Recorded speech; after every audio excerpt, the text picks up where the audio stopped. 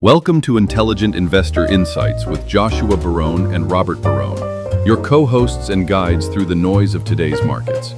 Here, we interpret the data behind the headlines, break down what's driving the economy and interest rates, and help serious investors make decisions rooted in clarity, not emotion.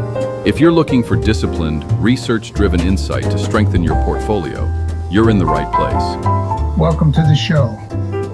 Josh, there is an old sailing line I like because it fits the Fed perfectly. You can change the captain, but you cannot change the wind overnight. Kevin Warsh may be confirmed as Fed chair, and yes, that moved fast. On April 29, the Senate Banking Committee advanced him 13-11, straight party line. But the market keeps missing the bigger point. The chair is one vote on a 12-member FOMC. That one vote on 12 part is the whole ballgame. People hear new chair and they act like a CEO just got the keys to the building. That's not this. This is more like taking over a plane where 11 other pilots still have their hands near the controls and a couple of them don't trust your map. Exactly. And this committee is entering 2026 with inflation still above target, not at target, above it. So the question is not, does Warsh prefer lower rates? The question is, can he persuade 11 other policymakers, each with their own staff, their own models, their own reputations, to move with him? Those are very different questions. And I think investors forget how much the institution matters. Jerome Powell's term ends May 15th. Fine, that's a date.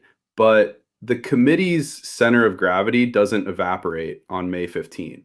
If the shop is already leaning cautious, a new guy walks in and inherits that caution, whether he likes it or not. Right. The Fed is not a monarchy. It is a committee wrapped in a bureaucracy, wrapped in a communications machine. And committees, especially central bank committees, do not enjoy being told they are about to undergo regime change. Which, by the way, is not exactly a phrase that calms markets. If your banker says, "Good news, we're doing regime change on your mortgage," you start hiding the silverware. So let's pin down the substance. Warsh is not just showing up saying, cut rates because the White House wants lower rates. His critique is bigger than that. He's been arguing the Fed's $6+ trillion balance sheet got way too big. That quantitative easing distorted asset prices, widened inequality, and pushed the Fed beyond its core mandate. Yes, and on that critique, I have some sympathy. The post-2008 Fed became far too comfortable with extraordinary tools. QE, massive balance sheet expansion, endless forward guidance, all of that trained markets to look at the Fed as a permanent backstop. Warsh wants a leaner central bank, less verbal babysitting of investors, and a more active balance sheet strategy coordinated with Treasury. Wait, coordinated with Treasury is where my ears perk up, because active balance sheet strategy can sound prudent in a white paper and sound like mission creep in the real world. Are we talking cleanup, or are we talking a new version of Fed activism with better tailoring? Fair challenge. That is the fault line. Warsh would say he wants discipline. Critics hear regime change. He would say the Fed should speak less, own less, intervene less. But if you are already sitting on the committee and you came of age using QE and forward guidance as standard tools, you may hear him as someone trying to delegitimize the very framework you spent a career defending. And that's not just ideology. That's turf, reputation, professional identity. You're asking a room full of carpenters to throw out the toolbox they've been using since 2008. Even if you're right, they're going to stare at you like you just insulted their father. In your case, that would be me, and you would deserve it. I walked into that one. But seriously, this is why I don't think the story is hawk versus dove.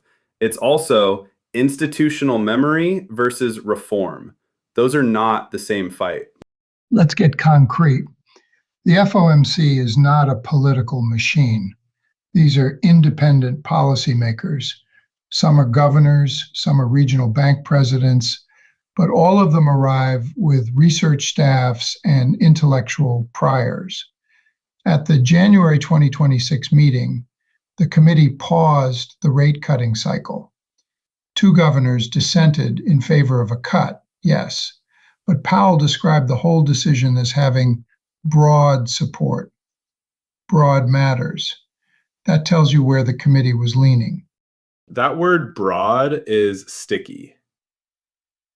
Because two dissents for a cut means the doves already made their pitch and still lost the room. So if Warsh comes in wanting easier policy sooner, he is not inheriting a neutral committee. He's inheriting one that just told you in January, we're not there yet. Correct. And then you add the Economist polling in April. 56 of 103 expected the benchmark rate to stay in the 3.5 to 3.25 range through September, not June, September. That shift is a market side admission that inflation and geopolitical shocks, especially energy related ones, have kept the committee cautious. 56 out of 103, so more than half the field saying higher for longer, at least into September. That's not a fringe call. That's the median mood hardening. If you're a small business owner rolling debt this summer, that number is not abstract. That's your line of credit. And here is the surprise people do not appreciate. Warsh may have to persuade colleagues who were professionally formed during the QE era. They do not see those tools as embarrassing detours. Many of them see them as necessary innovations in a low-rate, crisis-prone world. So when Warsh critiques that era, he is not merely offering a policy adjustment. He is challenging their intellectual biography. Let me try to say that back. He's not walking into a room full of subordinates. He's walking into a room full of people who think those emergency tools helped save the system. And now this guy wants to tell us the whole framework was a mistake. That's a trust problem before it's a rate problem. Almost, not all of them think the framework was flawless. But yes, they are more likely to defend familiar tools than to embrace a new doctrine simply because the chair prefers it. Institutions protect what they know. That is not always noble, but it is real. Now let's leave the Eccles building and come back to Earth. Rates hit mortgages, business loans, auto financing, credit cards, commercial real estate, all the stuff people actually live in. Every FOMC vote changes the carrying cost of life. And now layer on the federal debt, more than $39 trillion. That's not a side note, that's the backdrop. More than $39 trillion, yes. And net interest costs projected above $1 trillion in fiscal 2026. $1 trillion. That is the number that should make everyone sit up straight. When debt service gets that large, monetary policy is no longer merely about inflation and employment. It becomes entangled with fiscal dominance. The pressure, explicit or implicit, for central banks to keep borrowing costs manageable for the Treasury. And here's where you and I may disagree a little. I think markets will give Warsh some benefit of the doubt early if he communicates clearly, even if the committee resists him. You tend to think the committee will swat him down faster. No, not swat him down. I think markets are too prone to personalizing policy. They act as though a chair arrives and bends reality. Bond markets will not care about charisma. They will care whether the votes line up and whether inflation does. If the committee fractures publicly, the chair's rhetorical gifts will not save him. Fair. So give me the three paths in plain English. Path 1, consensus cuts. Warsh persuades the committee that easing is justified. perhaps because productivity improves, perhaps because inflation cools enough, and they move together. Markets like that because cohesion reduces uncertainty. Path 2, moderated compromise. He wants faster easing. The hawks slow him down. Rates still come lower, but more gradually. Markets can live with that. Path 3, split vote gridlock. Dissents pile up. The reaction function gets muddy. Speeches start sounding like 12 different weather reports, and markets no longer know whose signal matters. The 12 weather reports line is perfect because gridlock is the worst one for me as an investor, not necessarily because rates stay higher, but because nobody can handicap the process. If I don't know whether the Fed is reacting to inflation, growth, politics, balance sheet concerns, or internal ego warfare, I'm underwriting fog. Exactly. Markets can price high rates, markets can price lower rates. What they hate is institutional incoherence. Warsh has the resume, former governor from 2006 to 2011, crisis experience, Wall Street background, Hoover pedigree, clear critique of what the Fed became after 2008. Fine.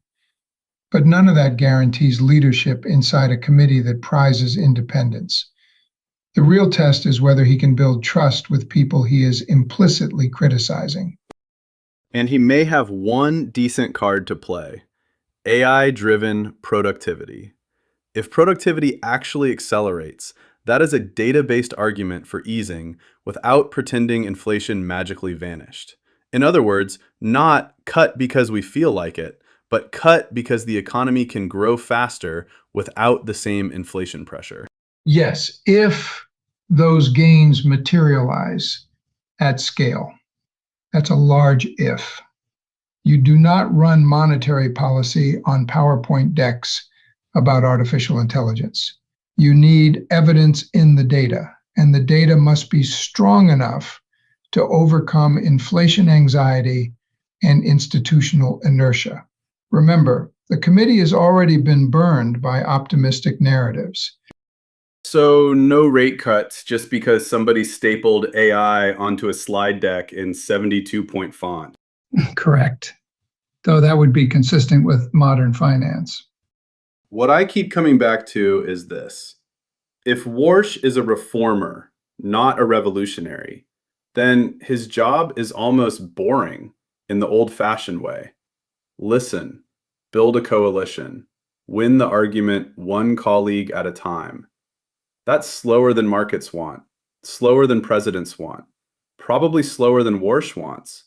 But that's how you move a committee that is legally and culturally designed to resist one-man rule. Right. The irony is that the constraint may be the institution's strength. The Fed should be difficult to swing wildly. The lingering question is whether Warsh understands that deeply enough to work with it rather than against it.